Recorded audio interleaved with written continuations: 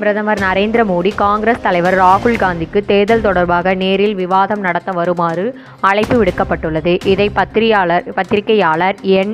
ராம், ஓய்வு பெற்ற உச்சநீதிமன்ற நீதிபதி மதன் பி. லோக்கூர், ஓய்வு பெற்ற டெல்லி உயர் நீதிமன்ற தலைமை நீதிபதி அஜித் பி. ஷா ஆகியோர் அனுப்பியுள்ளனர். மக்களவைத் தேர்தல் 7 கட்டங்களாக நடைபெற்று வருகிறது. தற்போது 3 கட்ட வாக்குப்பதிவு முடிந்துள்ளது.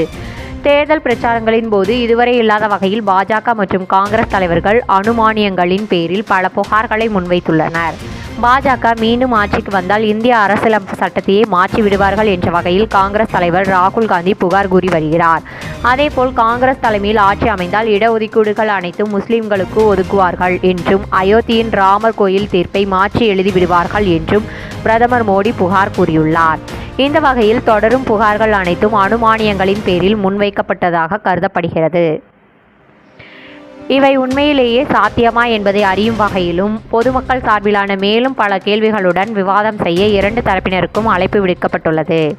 இதில் மூத்த பத்திரிகையாளரும் தி ஹிந்து நாளிதழ் முன்னாள் ஆசிரியருமான என். ராம், ஓய்வு பெற்ற உச்சநீதிமன்ற நீதிபதி மதன் பி. லோக்கூர், ஓய்வு பெற்ற டெல்லி உயர் நீதிமன்ற தலைமை நீதிபதி அஜித் பி. ஷா ஆகிய மூவரும் கையொப்பமிட்டு கடிதம் எழுதியுள்ளனர்.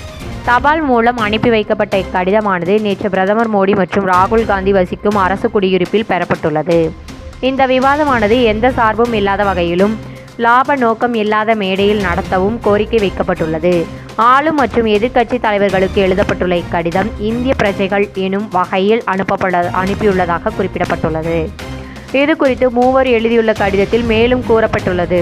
இடஒதுக்கீடு, அரசியலமைப்பின் சட்டப்பிரிவு 370 மற்றும் சொத்துக்களின் மறுபங்கீடு ஆகிய விவகாரங்கள் தொடர்பாக விவாதிக்க காங்கிரசுக்கு பொது வழியில் பிரதமர் மோடி சவால் விடுத்துள்ளார். காங்கிரஸ் தலைவர் மல்லிகார்ஜுன் கார்கே இந்திய அரசியலமைப்பு சட்டத்தை மாற்றுதல், தேர்தல் பத்திரங்கள், சீனாவின் நடவடிக்கைக்கான மத்திய அரசின் பதில் நடவடிக்கை ஆகியவை மீது பிரதமர் மோடியின் பதில்களை கேட்டதுடன் அவரை பொது விவாதத்துக்கும் அழைத்துள்ளார். இவ்வாறு அதில் தெரிவிக்கப்பட்டுள்ளது. இந்த விவாதத்தில் கலந்து கொள்ள இருவராலும் முடியாவிட்டாலும் அவர்கள் சார்பில் ஒருவரை அனுப்பி வைக்கும்படி மூவரின் கடிதத்திலும் கூறப்பட்டுள்ளது.